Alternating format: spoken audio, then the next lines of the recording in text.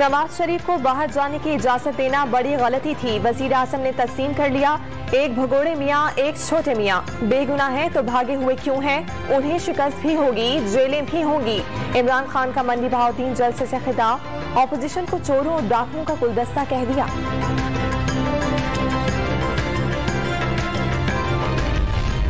हमदर्दी मोहसिन बेग से नहीं, मुराद सईद से है। मुराद सईद असम्बली के रुकन है। पार्लियामान को उनकी इज्जत का ख्याल करना चाहिए। लीगी रहनुमा शाहिद हकान अब्बासी की मीडिया से बातचीत। मोहसिन बेग को कानून तोड़ने पर जवाबदेह करार दे दिया।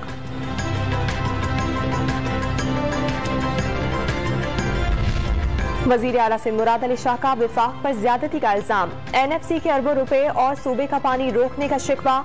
आइन पर अमल किया जा रहा है, न तयशुदा फार्मूलों पर। CCI के इजलास में बातों की नजर हो जाते हैं।